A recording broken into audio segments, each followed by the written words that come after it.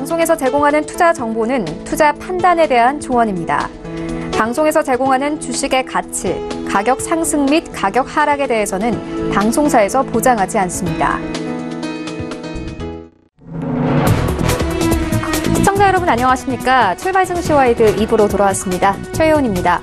어제 우리 시장 코스피와 코스닥 양지수 모두 하락 마감했습니다. 이 장 초반에는 상승세였지만요. 북미 정상회담 취소 소식과 함께 하락세로 마감을 했는데요. 코스피 같은 경우에는 2070선에서 마감을 했고 코스닥은 기관들의 매도폭이 커지면서 1% 넘게 하락하면서 마감했습니다. 오늘 시장 상황도 2부와 함께 꼼꼼하게 다뤄보도록 하겠습니다. 먼저 라이브 매매 타임이 준비가 되어 있고요. 여기 더해서 오늘 장에서 가장 큰 이슈몰이라고 있는 특징주까지 꼼꼼하게 살펴봐 드리겠습니다. 먼저 오늘 예상 체결가부터 함께 만나보시죠. 네, 오늘 코스피 0.36% 상승세 예상됩니다. 2086선에서 움직일 것으로 보여집니다. 시가총액 상위 종목도 함께 만나보시죠. 네, 어제 외국인들은 삼성전자를 가장 많이 매수했습니다. 6거래 연속 외국인들의 매수세가 들어오고 있는데요. 오늘 이 소폭 하락하면서 43,000원대에서 움직일 것으로 보여지고요. SK하이닉스 같은 경우에는 어제 외국인들과 기관들이 동시에 매수에 나서기도 했습니다. 1% 상승세 예상되고 71,600원 바라보고 있습니다. 셀트리온이 오늘 2% 넘는 상승세가 예상이 되고 있는데요. 어제는 3% 넘게 하락하면서 마감했습니다. 기관들이 소폭 매수에 나서기도 했는데 오늘 23만 원 선 바라보고 있고요. 삼성바이오로직스 오늘 이 3% 넘는 하락세가 예상됩니다. 38만 원 선 바라보고 있는 상황입니다. 다음 종목도 함께 만나보겠습니다. 네, 오늘 LG화학, 포스코 그리고 현대차까지 모두 상승세 보이면서 출발할 것으로 보여지는데요. LG화학 34만 원 선 예상되고 있고요. 포스코 27만 원 선 예상되고 있습니다. 현대차는 10만 8천 원 선에서 움직일 것으로 보여집니다. 어제는 통신주들이 강세였습니다. SKT 같은 경우에는 2% 넘게 상승을 했었는데 오늘 소폭 하락하면서 26만 7,500원 바라보고 있고 삼성물산 오늘 0.46%의 하락세 예상됩니다. 10만 8천 원 선 바라보고 있습니다. 다음 종목도 함께 만나보겠습니다. 네, 오늘 신한지주 0.94% 하락하면서 42,300원 바라보고 있고요. 오늘 KB금융이 1%의 강세로 출발할 것으로 보입니다. 48,500원 선 바라보고 있습니다. 네이버 오늘 0.87% 상승하면서 11만 6,500원 바라보고 있고 현대모비스 오늘 0.52% 하락하면서 19만 2천원 선 바라보고 있습니다. 다음 종목도 함께 만나보겠습니다. 네, 오늘 SK가 소폭 상승하는데요. 26만 원 선에서 움직일 것으로 보여지고 삼성생명이 1%의 하락세가 예상이 됩니다.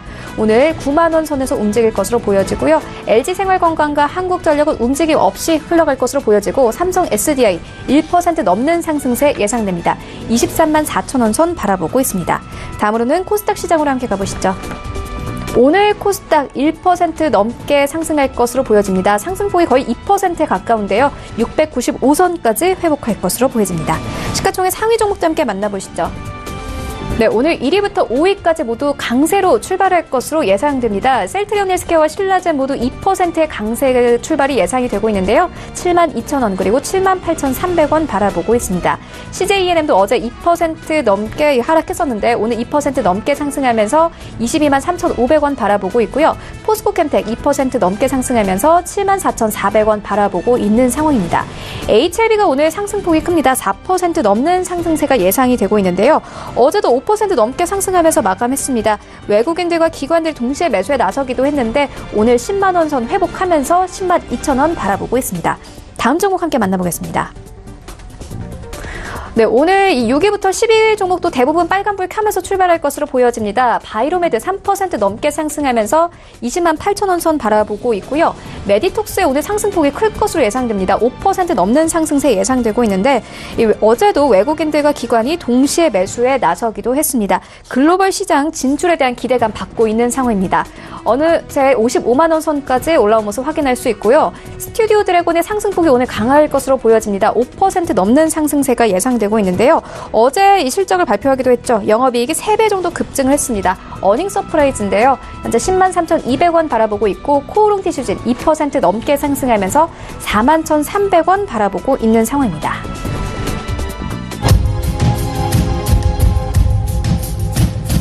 수초가 공략주 함께 알아보도록 하겠습니다. IBK 투자증권 박근형 차장 전화 연결되어 있습니다. 안녕하세요. 네, 안녕하십니까.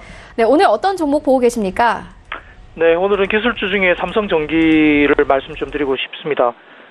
최근에 대만 MLCC 업체인 야교가 10월 매출이 9월 대비 39% 감소했다는 소식 때문에 MLCC 고점 논란이 기인하면서 야교 주가가 급락을 했었습니다. 이에 따라 삼성전기도 또다시 같이 급락세를 보였는데요. 반면에 전전일 무라타 같은 경우는 삼성전기 급락 시에 오히려 2% 넘게 상승하는 모습을 보이면서 차별적으로 주가가 움직였습니다. 삼성전기가 대만의 야교와 같이 움직인다는 것은 조금 이해할 수 없는 주가의 움직임인데요. 결국 이제 매출과 관련된 연관성이 적다고 판단하고 있습니다. 야교가 아닌 무라타 같은 경우와 삼성전기는 결국은 시장의 변화에 따라서 아주 소량의 IT가 아닌 전장용이나 그다음에 고용량 하이엔드급의 IT 관련된 제품을 이야기하고 있기 때문에 결국은 무라타와 삼성전기가 같이 움직여야 되고 야교는 다르게 움직여야 된다고 보고 있습니다. 산업용 네트워크라든지 전장용 전기 자동차향 중심으로 수요가 높기 때문에 2019년 MLCC의 평균 가격 상승도 여전히 이어질 수 있고요. 여기에 따라서 매출과 이익 증가도 충분히 가능하다고 봅니다. 삼성전기가 역대 최대의 영업이익을 이야기했던 3분기에도 MLCC 가격이 9% 올랐고요. 이번 4분기에도 15% MLCC 가격이 삼성전기 물량이 늘면서 결국은 분기별 최대 실적의 어떤 그런 이야기도 또다시 나오고 있는 상황이고요. MLCC 가격 인상폭도 분기 최대치가 지금 진행됐습니다. 결국 야교와 실적 차별화는 2018년 4분기부터 시작이 될 것으로 보고 있는데 삼성전기의 MLCC는 대형 고객사인 IT와 자동차 그리고 장기 공급 계약을 유지하고 있다는 점이 특징입니다. 고용량 영역에서 공급 부족으로 IT 제품은 약 6개월 그리고 전자용 산업용은 약 1년의 장기 공급 계약을 체결하고 있다는 것이 특징인데 반면 대만의 야교 같은 경우는 주 고객이 유통업체이기 때문에 한 달에서 두 달 정도의 짧은 계약에 의존하고 있습니다. 따라서 월별 매출 변동성이 상대적으로 높고요. 8월을 정점으로 10월부터 매출 하락세가 급격하게 나타나고 있습니다. 스마트폰 같은 경우는 트리플 카메라나 5G, 폴더본 폴 등 전체적으로 고용량 중심으로 MLCC 채택이 종전 대비 20에서 30% 증가가 추정되고 있는데 이에 대한 물량은 삼성전기와 무라타만 독점 공급을 하고 있습니다. 생산 능력의 증가가 미미하다고 판단되기 때문에 공급 증가에 따른 가격 하락은 아직은 시기상조로 볼 수 있겠습니다. 내년 같은 경우에 영업이익단도 1조 7천억 이상 증가 추정이 되고 있고요. 목표 주가 관련해서도 여러 가지 부분에서 상향 조정이 이루어지고 있기 때문에 삼성전기는 역시 저평가 영역으로 볼 수 있겠습니다. 4분기 이후에 대만의 야교와 차별화된 실적에서는 결국은 무라타와 삼성전기가 같이 간다는 점을 본다면 결국은 이번의 조정은 충분히 매수 기회로 삼을 수도 있겠습니다. 목표가는 16만 원, 손절가는 11만 원 제시하겠습니다. 네, 삼성전기에 대한 투자 의견 함께 들어보았습니다. 지금까지 IBK 투자증권 박근형 차장과 함께했습니다. 고맙습니다. 감사합니다. 네, 본격적인 라이브 매매 타임을 갖기에 앞서서 오늘 저희와 함께해 주실 두 분의 전문가 화면으로 먼저 만나보고 오겠습니다.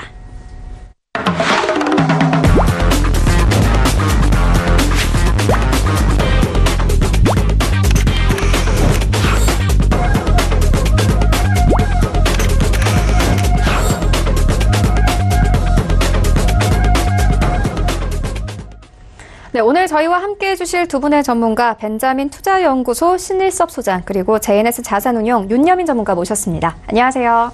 네, 안녕하십니까. 네, 먼저 라이브 매매타임 수익률 현황부터 함께 만나보고 오겠습니다. 네, 먼저 신일섭 소장의 최근 추천주입니다. 11월 5일 날 추천을 해주신 두 가지 종목이 벌써 수익권 안에 들어와 있는데요. KM제약 5% 그리고 S1은 2% 정도의 수익률 내고 있습니다.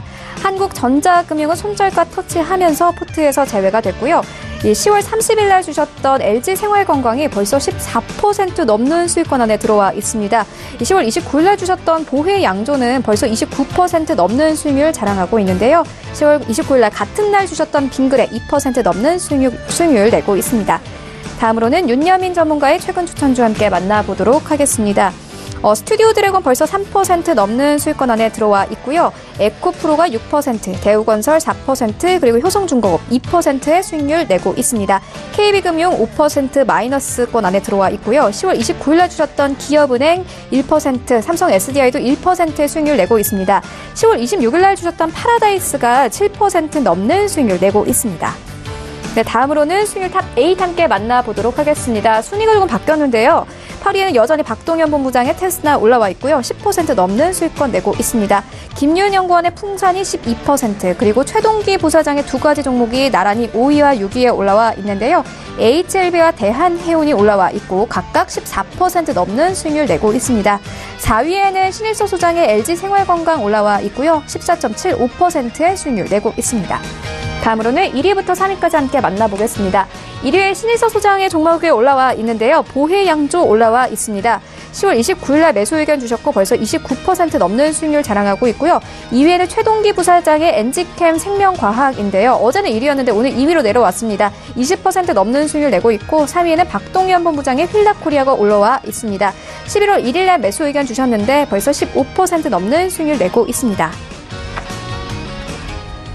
네, 이어서 수익률 리뷰 한번 들어보도록 하겠습니다. 1위를 차지한 보혜양조에 대해서 들어볼 텐데요. 신일서 소장님, 벌써 29% 넘는 수익률 내고 있습니다. 한번 리뷰 한번 들어보도록 하겠습니다. 네, 보혜양조 지금 시장에서 급등하고 있는데 오늘 지수 관련주가 급등할 것 같은데 보혜양조가 오늘도 상승세를 이어갈지 궁금하네요. 일단은 지금 수익률이 좋은데 보혜양조는 전라도 중심으로 해서 지금 입세주라는 브랜드로 그 영역의 강자예요.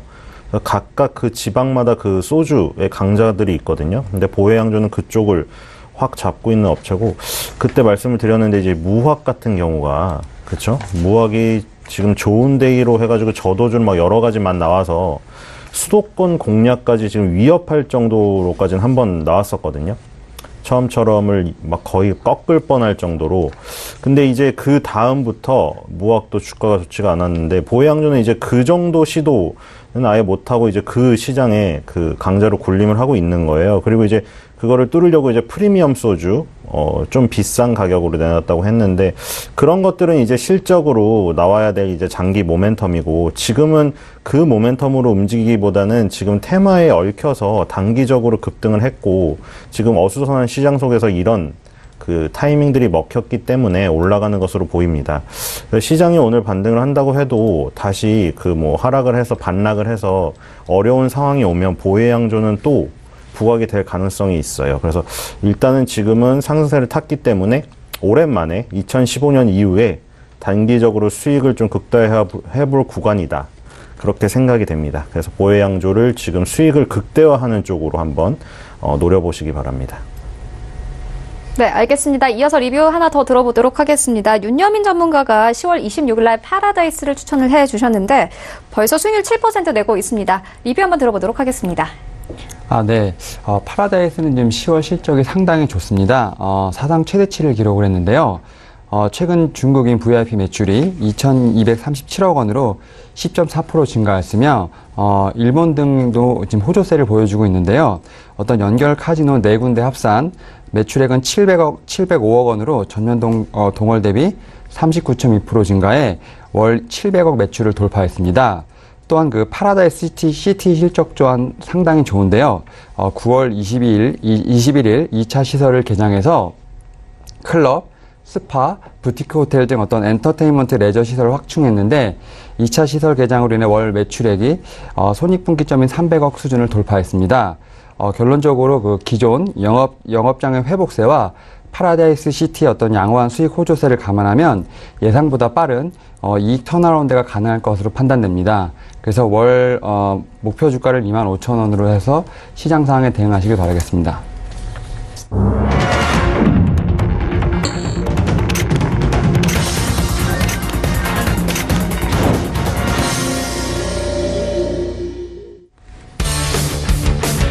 (11월 8일) 목요일 국내 시장이 개장됐습니다. 오늘 양지수 상승 출발할 것으로 예상되고 있는데요.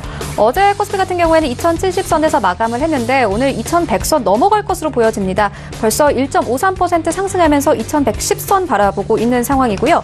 코스닥 같은 경우에는 1.88% 넘게 상승하면서 695선 바라보고 있습니다. 오늘 잘하면 700선까지 돌파할 것으로 예상이 되고 있는데요. 아무래도 어제 미국의 중간 선거가 있었기 때문에 불확실성이 해소가 되면서 외국인들의 매수세도 유입이 될 것이다, 이런 분석도 있습니다. 오늘 시장 어떻게 흘러가고 있을지 함께 시장으로 가보시죠. 네, 삼성전자, SK하이닉스 오늘 모두 강세로 출발합니다. 삼성전자 1.82% 상승하면서 44,800원 선에서 거래가 되고 있고요. SK하이닉스 2% 넘는 상승세로 출발합니다. 72,800원 선에서 움직이고 있습니다. 셀트리온의 상승폭도 강합니다. 2% 넘게 상승하면서 238,500원에 거래가 되고 있고 삼성바이오로직스만이 3% 넘게 하락하면서 38만 5천원 선에서 거래되고 있습니다. 다음 종목도 함께 만나보겠습니다. 네, 오늘 6위부터 10위까지 대부분 상승 출발하고 있는데요. LG화학 1.18% 상승하면서 34만 4천 원에 움직이고 있고 포스코 1% 넘게 상승하면서 27만 원 선에서 움직이고 있습니다. 현대차 오늘도 상승합니다. 1% 넘게 상승하면서 10만 9천 원 선에서 움직이고 있고 SK텔레콤도 오늘 0.5% 정도 상승하면서 27만 원 선까지 다시 올라왔습니다. 삼성물산만이 0.46% 하락하면서 10만 8천 원 선에서 움직이고 있습니다. 다음으로는 지수 함께 만나보시죠. 네, 오늘 양지수 상승 출발합니다. 코스피 2100선 회복했고요. 2111선에서 움직이고 있고 코스닥도 마찬가지로 1.89% 상승하면서 695선에서 움직이고 있습니다. 네, 코스닥 시가총액 상위 종목도 함께 만나보시죠. 네, 오늘 1위부터 5위까지 모두 빨간불 켜면서 출발합니다. 셀트리온 헬스케어 1% 넘게 상승하면서 7만 1,000원대에서 움직이고 있고 신라젠이 2% 넘게 상승합니다. 7만 8,400원에 움직이고 있습니다. CJENM도 2% 넘게 상승하면서 22만 3,200원에 움직이고 있고요. HLB의 상승폭이 강합니다. 3% 넘게 상승하면서 10만 원 선 회복하고 10만 1,000원에 움직이고 있습니다. 다음 종목도 함께 만나보겠습니다. 네, 오늘 6위부터 10위권까지 모두 상승하면서 출발하고 있는데요. 스튜디오 드래곤의 상승폭이 좀 강합니다. 8% 넘게 상승하고 있는데요. 10만 5,700원에 거래되고 있습니다. 바이로메드도 2% 넘게 상승하면서 20만 6,600원에 거래가 되고 있고 메디톡스 다시 54만 원 선까지 회복했습니다. 3% 넘게 상승하면서 흘러가고 있습니다. 펄어비스 1% 넘게 상승하면서 19만 9,100원에 움직이고 있고 코롱티시즌 2% 넘게 상승하면서 4만 1,450원에 거래되고 있습니다. 나도 고수가 될 수 있다 라이브 매매타임 본격적으로 시작을 해보도록 하겠습니다. 먼저 신일소 소장님이 가지고 오신 세 가지 종목 함께 만나보도록 할게요. 네, 오늘도 저는 여전히 소외주를 갖고 왔습니다. 시장에서 소외되는 지수에 관련이 없는 종목들입니다. 첫 번째는 방림이라는 종목이에요. 섬유산업에 속해 있는 종목이죠. 우리나라의 그 주식시장에 상장되어 있는 거를 보자면 뭐 SG 충방, SG 충남 방적이었는데 충방으로 줄여서 사명이 변경되었더라고요. 방림, 그리고 경방, 뭐 대한방직, 일신방직 이런 회사들 이름이 다 거기서 좀 느낄 수 있죠. 기업명에서 약간 좀 세련되지 못했다. 그쵸? 세련되지 못한 만큼 굉장히 업력이 오래된 회사들이고 1988년도 우리나라 올림픽 이전만 해도 우리가 그 88년도 뭐 응팔 뭐 드라마를 보셔도 아시겠지만 그때 대비해서 주가가 엄청나게 올랐죠. 뭐 그 드라마 보면 나오잖아요. 삼성전자 혹은 대치동 음마아파트 뭐 둘 중에를 찍어줬는데 그걸 안 샀다 뭐 이러면서 얘기가 나오잖아요. 그때부터 뭐 엄청나게 올랐죠. 물가도 그렇고 주가, 아파트 가격 그리고 이제 또 오른 건 뭔가요? 인건비. 1988년 그 올림픽 이전과 지금의 우리나라의 인건비를 비교해보면 엄청난 차이가 있죠. 그리고 그 전에 그 당시에 이제 뭐 국민학교에서 초등학교로 넘어가는 그 세대 그 내용의 그 사회 그 뭐 내용을 배우면 나오잖아요. 뭐 옛날에 우리나라의 뭐 주력 산업은 면방직 산업이었다. 그래서 뭐 흑백 사진으로 나오잖아요. 막 어머니들이 예전에 어머니들 지금 할머니들 돌아가신 분들 지금 막 실을 뽑고 공장에서 열심히 일하고 그렇죠? 우리나라의 싼 인건비를 이용해서. 근데 그런 것들이 어느덧 이제 그 사양 산업이 되었어요. 왜냐면 인건비도 많이 오르고 지금 같은 경우는 중국조차도 인건비가 너무 막 올라서 그런 그 인력들을 쓰기가 어려운 시대가 왔잖아요. 그러다 보니 이 면방직 회사들이 사명은 이제 유지를 하고 있지만 신사업을 안 할 수가 없는 상황에 처했죠. 그래서 뭐 일신방직, 뭐 대한방직 이런 것들 보면 외식 프랜차이즈도 운영을 하고 와인도 팔고 그리고 경방 같은 경우에는 그 부지를 이용해서 타임스퀘어를 만들고 막 그런 활동들을 하는 거예요. 근데 이제 방림은 그거에 비해서는 이제 본업에 지금 계속 그 본업에서 어떻게 하면은 시장에 좀 그 적응을 할 수 있을까 그런 생각을 하고 있는 업체고요. 지금 그 최근에 이제 그 TPP라는 얘기가 많이 나오죠. 뭐 FTA 처음에 얘기가 많이 나와서 이제 양자 간 무역 협정을 해서 뭐 우리가 뭐 손해를 뭐를 어디서 보고 뭐 농업에서는 무슨 손해를 보고 자동차는 내주고 막 이러잖아요, 아주. 근데 이제 그런 것들이 이제 넓게 되면 뭐 PP들이 붙어요. TPP 해가지고 지금 올해 말에 발효 예정인데 환태평양 경제 동반자 협정 해가지고 보니까 참가국이 일본, 호주, 브루나이, 캐나다, 칠레, 말레이시아, 멕시코, 뉴질랜드, 페루, 싱가포르, 베트남 이거거든요. 근데 여기에서 원래 미국이 있었어요. 근데 아시다시피 트럼프가 워낙에 보호무역주의를 강조하다 보니 나 안 한다 나가버렸거든요. 그리고 환경 쪽에서도 뭐 나가버렸죠. 다 나가요. 탈퇴하더라고요. 온실가스 무슨 협회도 탈퇴하고 하여튼 다 탈퇴하는데 뭐 미국은 솔직히 혼자 나가도 상관이 없죠. 근데 여기 이제 이 국가들을 보니 일본이 미국이 나가면서 어떻게 보니까 일본이 중심이 되었어요. 본의 아니게. 그래서 일본이 조금 요거를 아마 좀 다시 뭐 경제 부흥 하는데 이용하려고 굉장히 주도적인 역할을 하려고 지금 하는 것 같아요. 그래서 어쨌든 TPP 이게 일어나면 이제 그냥 아주 세밀한 사항은 다 틀리겠지만 전반적으로 봤을 때 이 협정을 맺은 나라 안에서는 이제 뭐 관세가 거의 없는 거예요. 그러다 보니 왔다 갔다 할 때 되게 싸지죠. 그리고 여기 안에 있는 그 나라 중에 뭐 브루나이, 캐나다, 칠레 뭐 이런 데도 많고, 근데 말레이시아, 베트남 이 정도가 인건비가 가장 싼 나라 같아요. 그렇죠? 그러니까 말레이시아, 베트남을 이용해서 예를 들어 일본이 말레이시아, 베트남에 공장을 만들어서 거기서 만약 생산을 해서 일본 브랜드를 붙여서 뉴질랜드에 판다. 지금 그 안에서 이루어지는 거예요. 그러면 일본 안에서 생산해서 일본 브랜드를 붙여서 파는 것보다 원가가 훨씬 싸겠죠. 일본의 인건비보다 당연히 베트남 인건비가 싸니까요. 그렇죠? 그리고 그게 가능한 거는 관세가 없어지니까 베트남에서 생산해서 일본 브랜드를 붙여서 뉴질랜드에 팔아도 그 이전보다 싼 거예요. 베트남 공장에다 만들어도. 그러니까 지금 그런 것들이 지금 이루어지려고 하는데 왜 여기서 이제 박림을 얘기하는데 이 얘기가 나오냐. 박림이 베트남 진출을 90년대에 이미 했어요. 1989년에 이게 유가증권 시장에 상장된 회사거든요. 그러니까 딱 그 88 올림픽 근방이죠. 그리고 이제 90년대 미리 진출해서 이미 지금 베트남, 중국에 이어서 떠오르고 있잖아요. 그래서 뭐 이마트, 롯데마트 다 중국에서 약간 실패한 거 아시죠? 실패해서 철수를 다 하고 폐점을 했는데 이제 베트남으로 다 옮긴 거예요. 베트남이 되네? 베트남이 이제 막 엄청 이제 떠오르고 있는 거예요. 그래서 다 베트남으로 가는데 박림은 이미 90년대, 지금 벌써 20년 전에 베트남에 진출해놨다는 거. 이게 아주 유리합니다. 영업무역도 예전에 이미 방글라데시에 진출해놓은 게 지금까지도 그게 수익원이 되는 거예요. 이제 박림도 이미 진출해놓은 게 너무 큰 효과가 지금 있는 거죠. 마침 TPP가 협약이 생긴다. 근데 이게 왜 좋냐? 하노이 인근의 방적 재직 염색 공장을 운영 중이에요. 근데 여기서 무관세를 받으려면 조건이 있는데 실원단 염색에 이르는 전 공정이 있어야 관세가 무관세예요. 근데 박림이 실원단 염색에 이르는 전 공정을 베트남 현지에 갖춘 유일한 한국 업체예요. 그렇기 때문에 TPP가 발효가 됐을 때 다른 방직 업체들도 있지만 박림이 가장 일관화된 이 라인을 이미 갖추고 있기 때문에 유리하다. 그리고 베트남 TPP는 원사 기준 원산지 방식을 적용을 해요. 그래서 원사, 실이 어디서 생산되느냐. 실이 베트남에서 생산됐기 때문에 베트남 원산지가 되는 거예요, 이게. 그래서 박림이 인건비를 줄이는데 베트남에 있는 박림을 이용할 가능성이 생긴 거죠. 이 다른 나라들이 여기에 TPP, 환태평양, 그 경제 동반자 협정, 여기 안에 있는 나라들이 베트남에 있는 박림이라는 회사에서 생산을 하면 인건비가 엄청 절약된대. 그래서 저걸 이용할 가능성이 생긴 거예요. 그래서 베트남 일관 설비에 대한 장점이 부각될 가능성이 있다.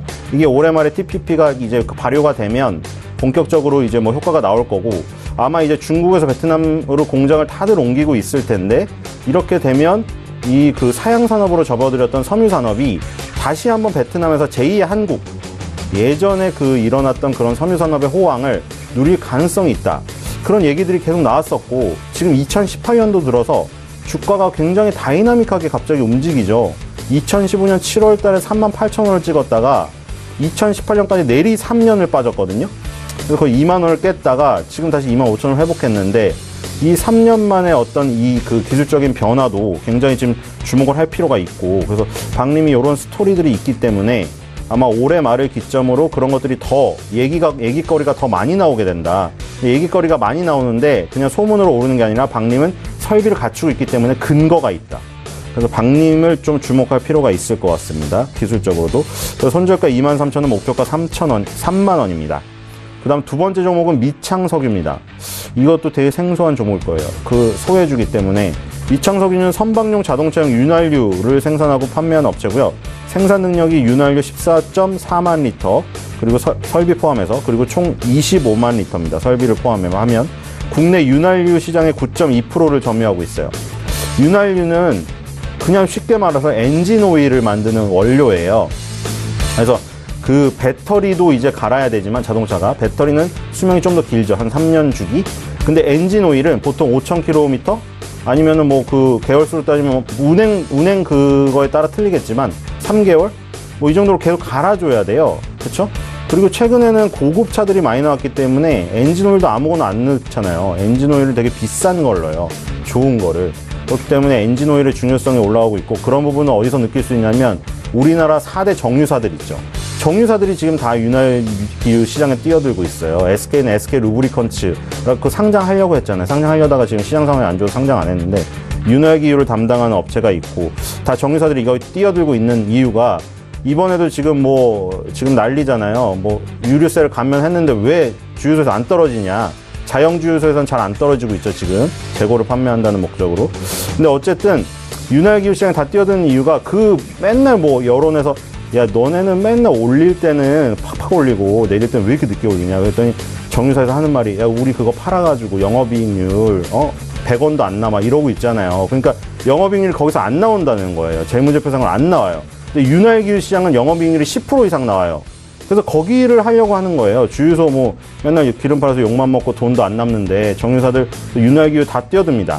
그리고 윤활기유를 전문적으로 하는 회사는 한국쉘석유가 있어요. 배당주로 유명하죠. 4% 이상 주거든요. 한국쉘석유가 있고, 미창석유는 그거보다 작은 회사인데, 어쨌든 한국쉘석유, 미창석유, 그리고 우리나라 4대 정유사들이 다 이 시장을 노리고 있다. 그리고 앞으로 이제 윤활기유 시장이 커지기 때문에 그 안에서 파이를 9.2% 정도 점유하고 있으니까 미창석유도 어쨌든 경쟁이 치열해지지만 그쪽 한쪽의 파이를 담당하고 있는 미창석유로서는 나쁠 게 없다. 그래서 지금 한국쉘석유와 미창석유를 보시면요, 2016년부터 많이 빠졌어요. 그래서 가격적인 부담이 그 2015년, 16년 때보다 되게 없어요, 지금 가격 부담이. 그래서 지금 다시 한번 보자. 이런 포인트로 가지고 왔고요. 손절가 75,000원, 목표가 90,000원입니다. 마지막 종목은 흥구석유입니다. 이것도 석유자가 붙어 있죠. 이거는 약간 틀려요. 미창석유는 윤활기유, 엔진오일의 그 원료를 만들고, 흥구석유는 석유류를 유통하는데 대구 경북 지역 중심이에요. 지금 아까 보혜양조 같은 경우는 전라도 중심의 술 만드는 회사죠. 석유에서도 그런 게 있어요, 다들. 어떤 지역에 기반을 둔 그쪽의 강자. 흥구석유는 대구 경북 지역을 꽉 잡고 있는 회사고, GS 칼텍스로부터 석유를 매입해서 유통하는 업체예요. 그러니까 대구 경북 GS 칼텍스에서 기름을 넣는다. 그러면 이 흥구석유가 GS 칼텍스 본사에서 매입을 해가지고 지금 대구 경북에 납품을 하고 있구나. 이렇게 보시면 될 것 같아요. 국내 지금 최근에 흥구석유는 미창석유와는 틀리게 2018년에 주가가 급등했거든요.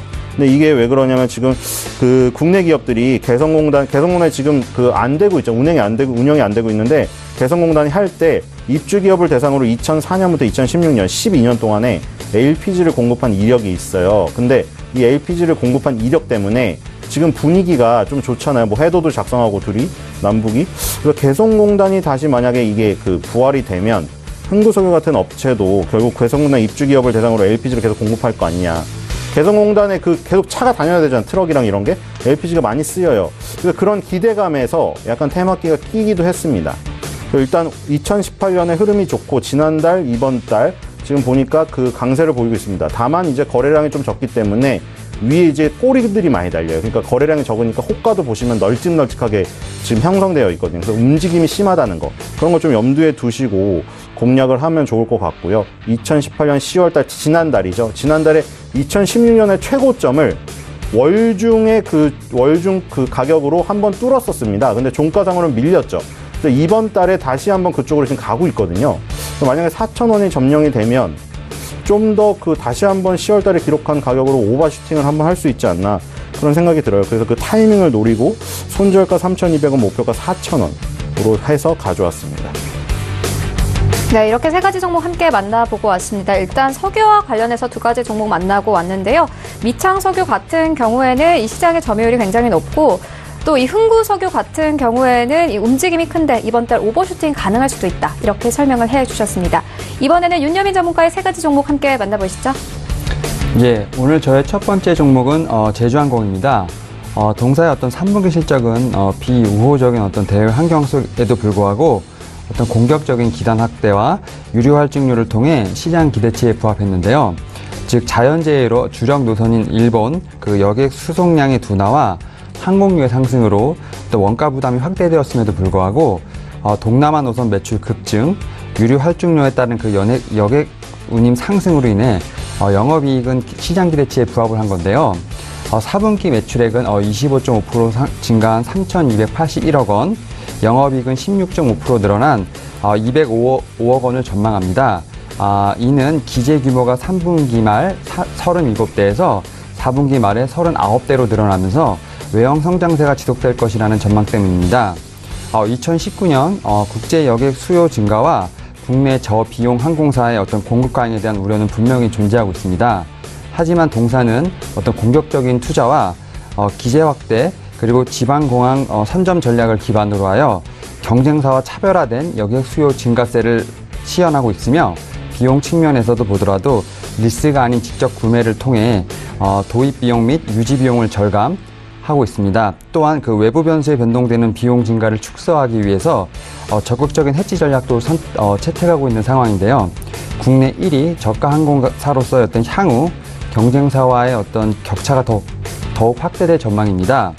무엇보다도 동남아 노선의 어떤 성장이 보여주듯이 해외여행 수요는 양호하다고 판단이 됩니다. 또한 실적 우려가 과대했던 만큼 단기 밸류에이션 또한 매력적으로 부각될 전망입니다. 향후 유가가 안정될 경우 어떤 이익 모멘텀 역시 재개될 것으로 보이는데요.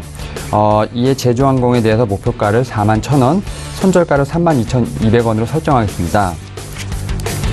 제 두 번째 종목은 두산입니다. 두산은 올 3분기 영업이익은 2,612억 원으로 전년 동기 대비 0.9% 늘었고 지배순이익은 34억 원으로 전년 동기 대비해서 67.7% 줄어 컨센서스를 하회하였습니다. 그러나 올 4분기 자체 사업 영업이익은 955억 원으로 예상되며 사상 최대 분기 실적을 기대하고 있습니다. 이는 내년 연료전지와 전지박 사업 본격화 실적이 궤도에 오를 것으로 예상되기 때문인데요. 동사의 자체 사업 중 하나인 그 신사업으로 분류되고 있는 연료전지와 전지박 사업이 본격적으로 실적 반영기에 진입하였다는 전망입니다. 당장 연료전지는 올 4분기 244억 원의 영업이익으로 올해 흑자 전환이 예상이 되고 있으며 내년 수주의 기기 매출 인식을 고려할 때는 연간 3에서 400억 정도의 영업이익은 무난히 달성할 것으로 판단이 됩니다. 2차 전지박 사업 또한 실적 증가에 보탬이 될 것으로 예상이 되고 있는데요. 내년 말 헝가리 공장 준공이 예정돼 있습니다. 사실 2020년 하반기로 거론되었던 헝가리 매출 시점은 고객사의 요청에 따라 좀 다소 앞당겨질 전망입니다. 마지막으로 5일 동사는 자기 주식 보통주 약 96만 주를 소각한다고 공시를 했는데요. 소각 예정 금액은 584억 원입니다. 또 두산은 한 주당 1,300원의 분기 현금 배당을 결정하였습니다. 이런 주주 환원 정책은 주가에 좋은 호재로 작용하고 있습니다. 결론적으로 실적 턴어라운드가 보여주고 있고 어떤 전지박 사업 성장성이 두드러지고 있는 두산에 대해서 목표가를 15만 원, 손절가를 10만 8,900원으로 설정하겠습니다. 저의 마지막 종목은 포스코 캠텍입니다. 동사는 최근 단계적으로 설비 증설로 인해서 대량의 응급제 생산 능력을 갖춤으로써 어떤 매출을 본격적으로 시종을 걸 것으로 예상이 되는데요. 어떤 포스코는 시너지 효과를 위해 포스코 ESM과 합병을 검토하고 있는 것으로 밝혀졌습니다. 지난 2010년부터 17년까지 설비 증설을 단계적으로 한 결과 연 12,000톤의 어떤 생산 능력을 갖추게 되었는데요. 올 연말까지는 24,000톤, 그리고 2020년까지는 연 64,000톤까지 증설할 것으로 예상이 되고 있습니다. 설비 증설로 응급제 관련 매출 성장이 본격화될 뿐만 아니라 2020년에는 매출의 15% 이상, 비중을 차지할 것으로 생각되며 이게 신성장 동력이 될 것으로 확신합니다. 실제로 포스코는 지난 8월 호주 자원개발업체로부터 아르헨티나 북서부에 있는 그 리튬 염호 채굴권을 확보를 했는데요. 2021년까지 수산화 리튬과 탄산 리튬을 본격 추출해 포스코 ESM과 생산하는 양극재 재료로 활용할 계획입니다. 기술 개발, 생산, 영업, 밸류체인 확대 등으로 시너지 효과가 예상됨에 따라 포스코와 포스코 ESM의 합병 등이 검토되고 있는데요. 만약 통합이 된다면 명실상부하게 동사가 포스코 그룹에서 전기 소재 업체로 거듭나고 성장성이 상당히 부각될 것으로 판단이 됩니다. 또한 침상 코크스의 이익도 성장세를 나타내고 있는데요. 전기로 사용 비중이 증가함에 따라 침상 코크스 수요가 또한 증가하고 있고요. 2020년까지 강세를 나타낼 전망입니다. 올해 침상 코크스로 인하여 PMC텍의 실적 턴어라운드로 이익 성장에 기여를 한 바 있습니다. 결론적으로 해를 거듭할수록 음극재 관련 매출은 증가하고 있으며 성장세가 가시화될 것으로 전망이 됩니다. 또한 향후 포스코 그룹에서 2차 전지 소재 업체로 거듭나면서 성장성이 상당히 부각될 것으로 판단이 되는데요. 이에 따라 포스코 캠텍에 대해서 목표가를 92,000원, 손절가를 62,200원을 설정하고 시장에 대응하도록 하겠습니다. 네, 이렇게 세 가지 종목 함께 만나보고 왔습니다. 요즘 가장 핫한 종목들로만 가지고 오셨는데 먼저 제주항공 같은 경우에는 이 항공주 중에서도 큰 폭의 상승세가 예상되고 있습니다. 실적도 굳건하고 또 유류세 인하라는 이 모멘텀도 있는 상황이고요. 포스코 캠텍 같은 경우에는 ESM과의 합병 검토로 증권사들의 이 매수 리포트가 이어지고 있는 상황이기도 합니다. 지금까지 만나본 종목들 함께 정리해보고 오겠습니다.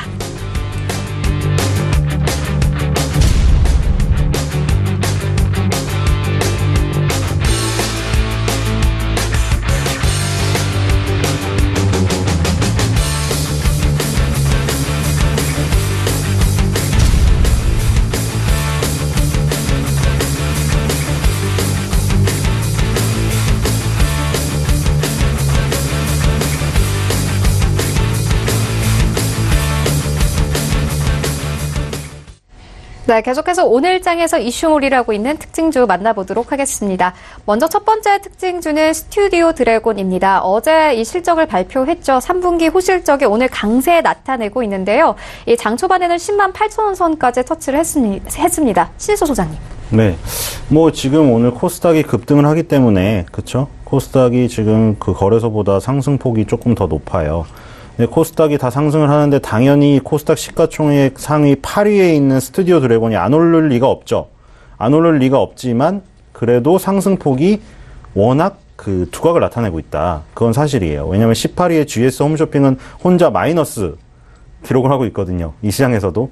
그러니까 다 같이 상승을 하는 건 맞는데 유난히 더 오르는 것은 시장 상승분 말고도 또 뭔가가 있다는 거죠. 그러니까 똑같이 그런 거잖아요. 다 이제 좋아도, 경제 상황이 좋아도 더 잘 나가는 기업이 있잖아요. 당연히 다 잘 나가겠지만 경기가 좋아지면 더 잘 나가는 기업은 뭔가 플러스 알파가 있는 거다. 지금 코스닥도 마찬가지죠. 지금 20위권 안에서 스튜디오 드래곤의 상승폭이 월등해요. 2위권이 뭐 지금 파라다이스가 5%가량 가까이 오르는 거. 그거를 제외하면 뭐 2등권과도 3% 이상 차이가 납니다.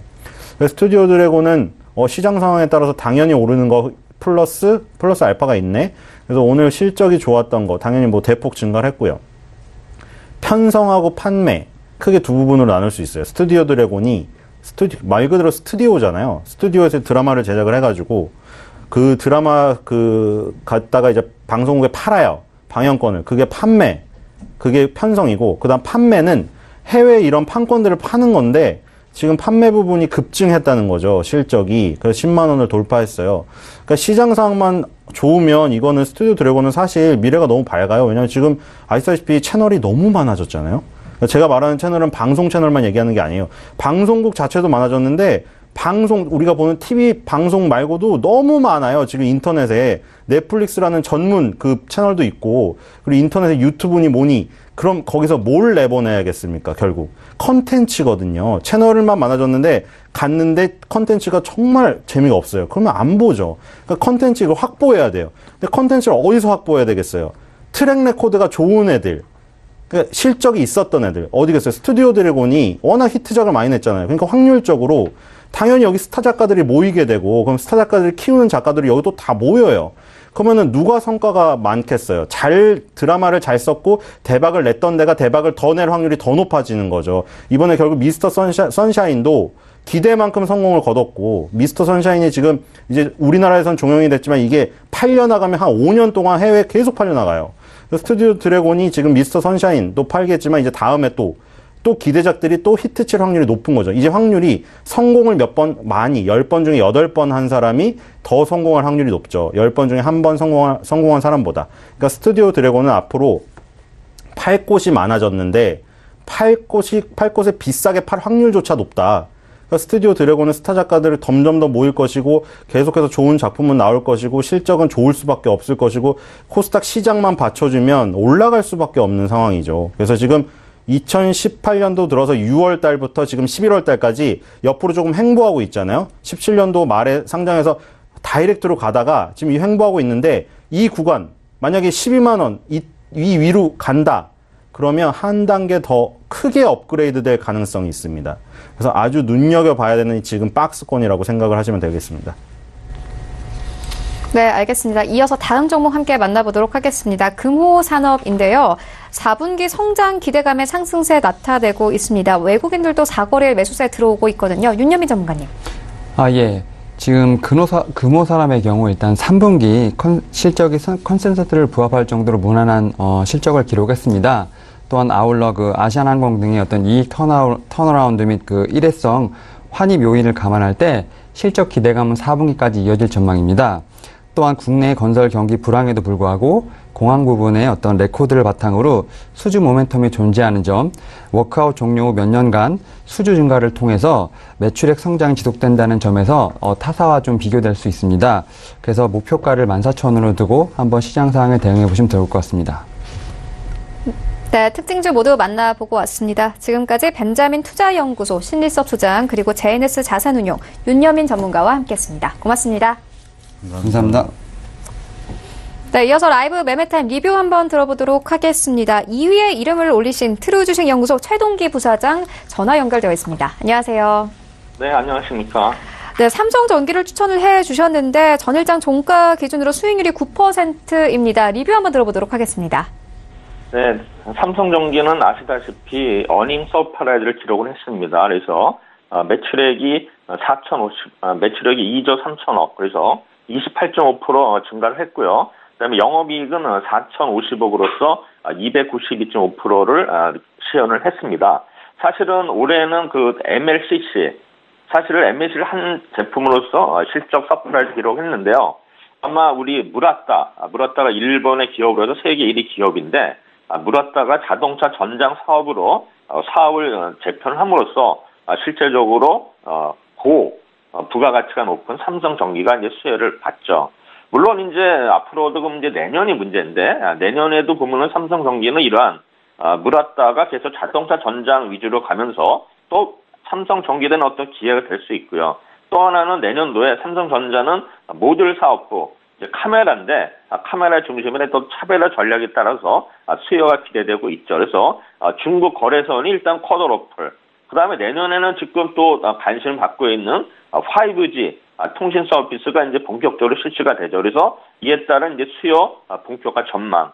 그 다음에 이제 연말 공매도 커브와 윈도우 드레싱, 이런 수요에 대해서 제가 추천을 했었는데, 사실은 제가 지난주 수요일 날 방송 출연해서 추천을 해서 금요일 날 제 목표 가격을 달성을 했습니다. 해서 제가 목표 가격을 13만 8천원을 제시했었는데, 일단은 목표 가격을 달성하고 나서 지금 이제 하락하는 모습을 보이는데, 하락 원인을 보시면은 일단은 이 삼성전기 자체가 지수 관련주입니다. 그래서 지금 이제 선물 옵션 이제 파상의 영향을 받기 때문에 우리나라 코스피 지수가 상승하면 실제로 뭐 20만 원도 갈 수 있는 주식이지만 일단 지수 자체가 밀리면서 최근에 박스권을 보이고 있고 또 오늘 옵션 만기이기 때문에 실질적으로 삼성전기 같은 주식이 좀 더 올라갈 수 있는 기회가 있음에도 불구하고 이 수준에 머무르는 건 좀 아쉽게 생각합니다.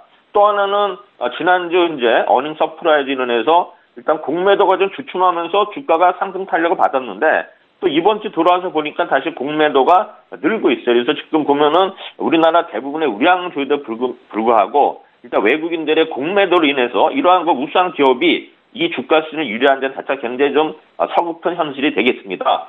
따라서 제가 볼 때는 삼성전기는 우리나라 코스피 지수가 어떤 상승 트렌드를 보이기 전까지는 일단 12만 원에서 13만 원에서 박스권에서 12만 원 만약에 이하로 가면은 일단은 매수에 들어가고 또 13만 원이 넘기면 일단은 매도 안에서 박스권 단타 전략이 일단은 매매 전략을 좀 주의하라고 보입니다. 네, 13만 원을 넘으면 매도하라 이렇게 말씀을 해주셨고요. 그렇다면 오늘 장에서는 어떤 종목 보고 계십니까? 제가 이제 BH라는 종목을 준비했는데 사실은 이제 가격이 이제 올랐어요. 제가 아침에 15,800원 이하면은 충분히 가능하다 보고 실제로 15,600원까지 장중에 찍고서 지금은 16,650원까지 올랐는데 이 주식은 보면은 사실은 매출액이 별로 안 좋았습니다. 3분기에는 매출액이 부진해서 2,820억. 그러나 영업이익은 이제 컨센서스를 상회를 했습니다. 그래서 420억을 기록을 했는데 일단은 영업이익 자체가 이제 15% 굉장히 이제 높은 그러한 수치가 되겠는데요. 사실 올해 만약에 이 회사는 매출액이 약 848억으로서 아마 전년 동기 대비 한 23% 증가하는 것으로 나오고요. 그다음에 영업이익은 106억으로서 전년 동기 대비 한 40% 증가하는 걸로 나옵니다. 이러한 원인은 일단 국내 스마트폰 업체부터는 뭐 삼성전자라든가 LG 플러스로부터는 주문은 다소 좀 부진했지만 북미 수출량, 그러니까 이제 애플사가 되겠죠. 애플사에게 수출하는 거는 굉장히 마진이 높습니다. 그래서 국내 스마트폰은 부진했지만 애플 쪽의 어떤 호조로 인해서 일단 매출액은 좀 줄었지만 오히려 영업이익은 늘었다. 그래서 일단 어닝 서프라이를 기록하게 되었습니다. 그러면 이제 지금 사실은 이제 연말로 갈수록 4분기 실적보다는 모든 종목들이 내년도 실적에 지금 키포인트를 맞추고 있습니다. 그래서 그러한 종목들을 선별해서 우리가 저점에서 투자하는 전략이 굉장히 중요할 텐데 지금 보시면은 오늘 이 종목은 제가 내년에도 결국에는 국내 OLED 2종 판매량이 분명히 좀 줄겠지만은 그러나 BH가 공급하는 일단 모델 자체가 상위 모델이기 때문에 6.2이기 때문에 일단은 판매량이 좀 준다 하더라도 일단은 수익성은 오히려 호전되는 것으로 보고 있고요. 그다음에 일단은 애플의 경우에도 RF PCB로 분명히 기술 변화가 예상이 되고 있습니다. 그래서 제가 볼 때는 BH 충분히 아마 지금 가격에 약간 올랐지만 이 가격에도 분명히 사는 것도 문제가 없어 보이고 그다음에 점점 이러한 어떤 우리 스마트폰 업체가 지금 약간 좀 부진하지만 일단 우리 BH의 어떤 점유율은 계속 높은 거를 지금 OLED 이쪽은 좀 더 계속 높아지는 거로 예상을 하고 있습니다. 그래서 일단은 지금 가격은 올랐지만 일단 목표가는 제가 19,500원으로 제시를 하고요. 일단 손절가는 12,800원으로 제시를 하도록 하겠습니다. 그래서 지금 보면 IT주들이 약간 좀 요새 장세에 좀 안 맞는 경우도 있지만 워낙 많이 빠졌기 때문에 사실 주식은 뭡니까? 가장 큰 호재는 가장 많이 빠진 거거든요. 그래서 실적이 뒷받침되고 이런 종목들을 지금 한번 한번 낚시를 해가지고 매수하는 전략이 연말에 수익을 올릴 수 있는 절호의 찬스가 아닌가 생각이 듭니다. 네, 알겠습니다. 매수가를 15,800원 주셨는데 현재 9% 상승에도 불구하고 지금 가격도 매수에 괜찮다 이렇게 말씀을 해주셨습니다. 지금까지 트루주식연구소 최동기 부사장이었습니다. 고맙습니다. 네, 감사합니다. 네, 본 방송에서 제공하고 있는 정보는 투자 판단에 대한 조언일 뿐 해당 주식의 가치나 수익률을 보장하고 있지 않습니다. 현재 9시 34분 지나가고 있습니다. 이 시각 시황 조금 더 자세하게 살펴보도록 하겠습니다.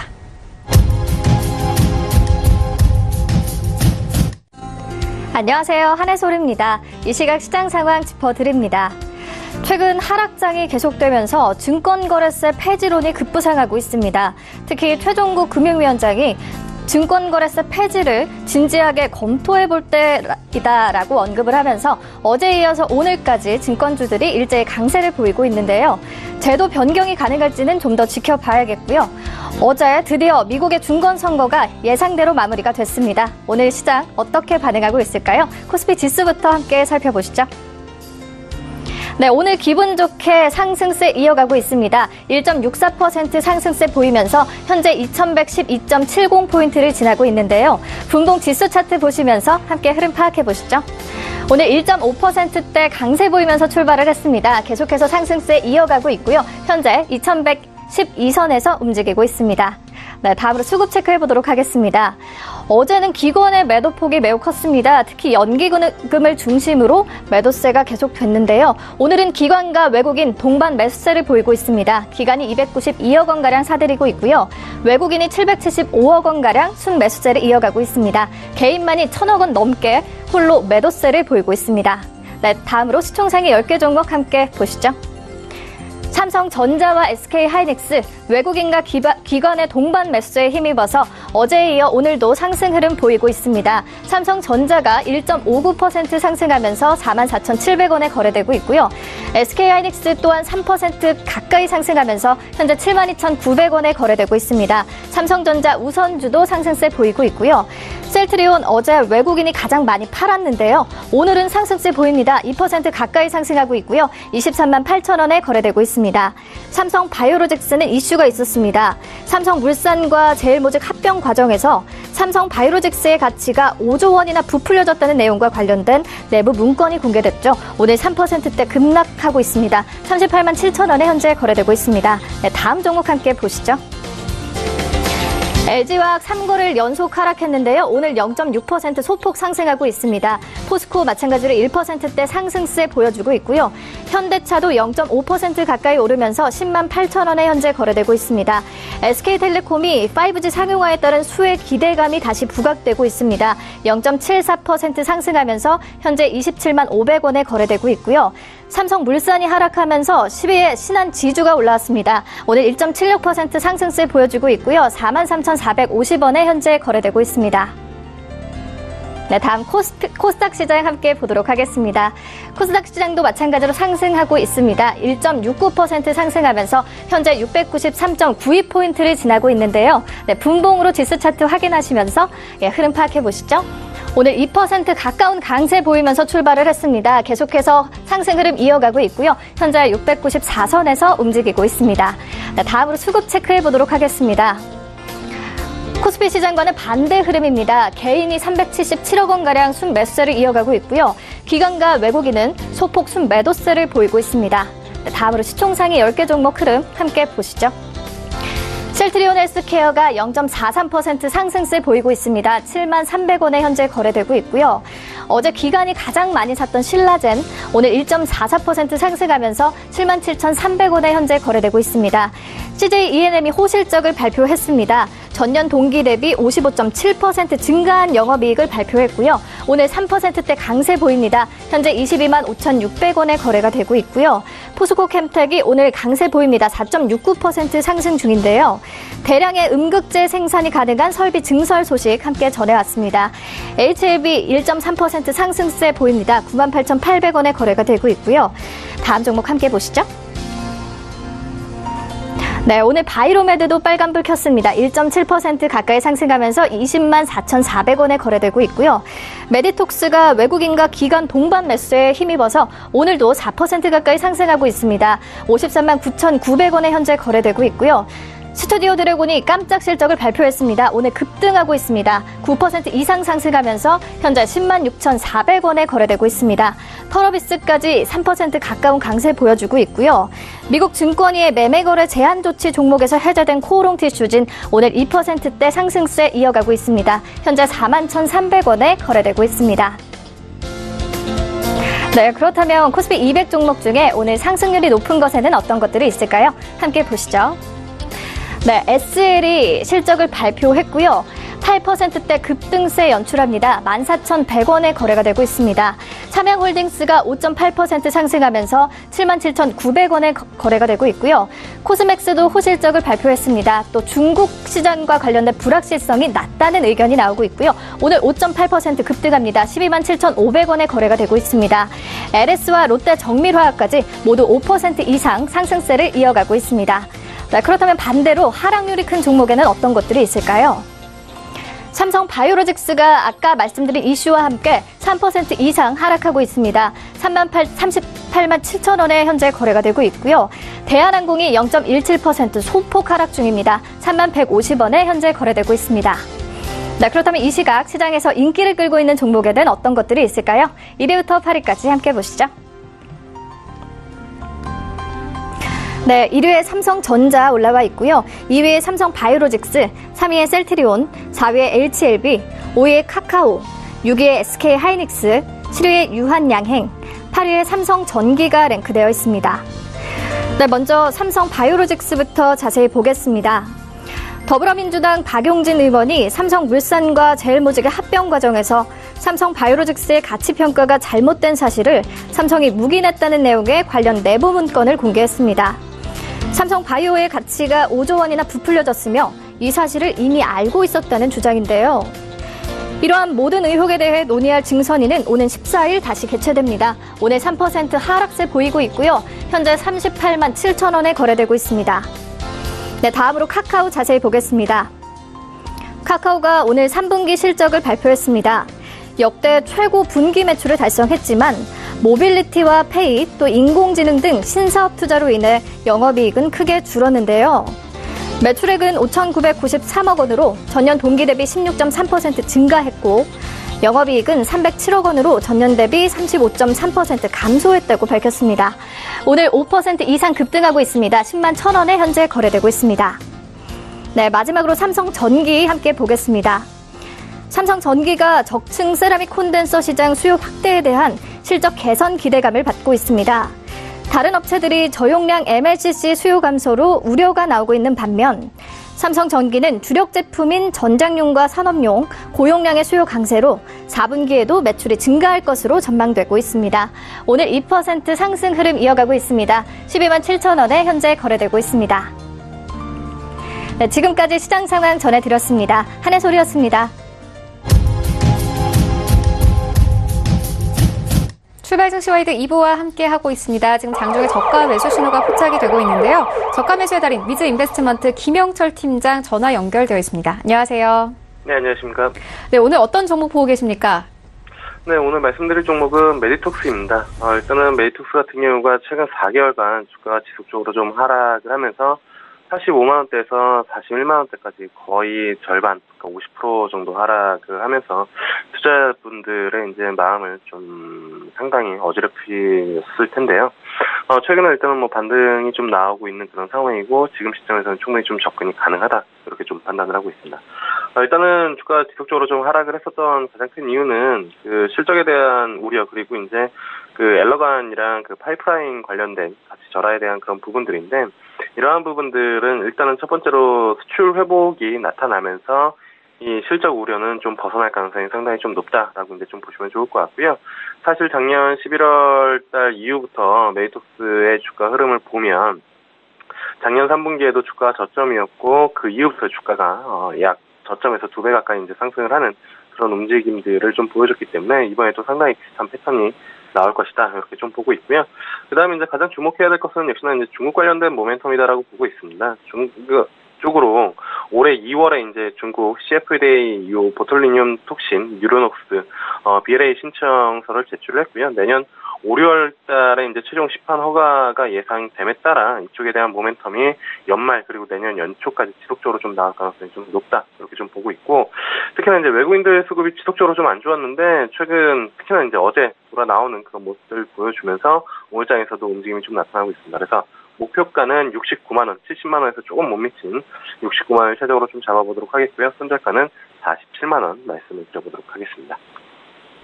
네, 알겠습니다. 이전에 추천을 해주신 스튜디오 드래곤도 오늘 좋은 수익을 내고 있는데 메디톡스도 한번 기대를 해보도록 하겠습니다. 지금까지 위즈 인베스트먼트 김영철 팀장이었습니다. 고맙습니다. 네, 감사합니다. 네, 계속해서 오늘장 전략 알아보도록 하겠습니다. 토호홀딩스 이승용 대표 화상으로 연결되어 있습니다. 안녕하세요. 네, 안녕하세요. 토호홀딩스 수석연구원 이승용 대표입니다. 네, 오늘 전략 어떻게 보고 계십니까? 전일장부터 한번 말씀을 드리면은, 코스피가 장중 2100포인트에 진입하면서 강세를 좀 보였지만, 8일 뉴욕에서 열릴 예정이었던 북한과 미국의 고위급 회담이 연기됐다는 소식에 투자 심리가 좀 이제 위축되면서 소폭 하락 마감을 했고요. 코스닥 또한 1% 넘게 상승하던 중에 하락 반전하면서 2%까지 낙폭을 키우고 약세를 좀 기록을 했고요. 연기금이 1,300억 순매도를 기록하면서 지수 하락을 어제는 좀 주도를 했습니다. 뉴욕 증시 같은 경우에는 중간 선거 결과 이제 민주당이 하원을 장악하면서 권력 분점을 이제 형성하고 트럼프 독주 체제를 견제할 수 있게 됐다는 기대감으로 다우지수가 2.13% 급등으로 마감을 했고요. 여기에 무역 분쟁 관련해서도 의회가 제동을 걸면 중국과의 이제 무역 긴장도 완화될 것이란 기대감이 좀 형성되었습니다. 그리고 이제 매매 전략적인 부분 한번 말씀드리면 어제 오후장 북미 고위급 이제 회담 연기와 연기금이 대량 매도로 단기 저항 라인인 코스피 2,100포인트, 코스닥 700포인트에서 한번 저항을 맞고 변동성 크게 한번 밀렸는데요. 그러나 이제 미국 중간선거 불확실성 해소로 뉴욕 증시가 급등으로 마감을 했고, 그로 인해서 오늘 양시장 출발이 예상이 되었고 지금 일단 그렇게는 움직이고 있습니다. 네, 그렇지만 이제 코스닥 기준으로 메이저 수급이 다시 들어오면서 700포인트 돌파 여부가 좀 중요하고요. 본격적인 반등 구간에서는 제약바이오와 2차 전지 중심으로 시장 주도 섹터와 주도주 중심으로 반복 매매를 하고, 그리고 이제 투자금의 10에서 20% 정도 소액으로는 시장과 관계없이 기술적 분석 중심으로 개별주 매매를 병행하면서 회전율 극대화 전략에 힘쓸 필요가 있겠습니다. 네, 그렇다면 이런 장에서 어떤 종목에 주목하고 계십니까? 오늘도 제가 가져온 종목은 이제 동성제약인데요. 동성제약은 1957년에 설립이 되어서 1990년에 한국거래소에 상장되었습니다. 의약품의 제조 및 판매를 주요 사업으로 영위하고 있고요. 사업 부분은 의약품 부분, 화장품 부분, 연모제 부분으로 이제 구분되어 있습니다. 의약품 부분은 이제 주요 제품으로 우리가 한 번쯤은 이제 먹어보고 들어봤던 이제 정루환, 비오킬 등이 있고요. 바이오틱스 제품으로는 바이오 가이아와 알레르기성 비염 치료제, 알러지컷 등 신규 제품을 좀 출시했고요. 희귀 약품으로 지정된 2세대 광감인제, 포토로는 연구 임상 진행 중입니다. 이거를 좀 가져온 이유 중에 하나는 메디컬 기능성 화장품의 개발을 현재도 꾸준히 진행하고 있고요. 현재 봉독, 실크 프로테인, 태반 등을 원료로 하여 차별화된 제품으로 고부 가치를 창출하고 있습니다. 그리고 이제 동성제약 같은 경우에는 2만 원에서 2만 2천 원이 이제 상승 추세 지지 라인인데요. 10월 이제 급락장에도 이제 8월에 돌파했었던 2만 원 초반을 견고히 지켰습니다. 매매 전략까지 한번 이어서 말씀을 드리면, 매수가는 지금 가격부터 2만 2천 원까지 이렇게 분할로 매수를 하시면 되겠고요. 목표가는 1차 2만 7천 원, 2차 3만 원, 이렇게 그리고 손절가는 19,000원 이렇게 제시해드리도록 하겠습니다. 네, 종목과 전략까지 함께 만나보고 왔습니다. 지금까지 이승용 대표와 함께했습니다. 고맙습니다. 네, 감사합니다. 네, 오늘 저희가 준비한 소식은 여기까지입니다. 오늘 양지수 상승하면서 흘러가고 있는데요. 시장 대응 잘 하시고요. 저희는 내일 더욱더 알찬 정보로 다시 찾아오도록 하겠습니다. 지금까지 시청해주신 여러분 모두 고맙습니다.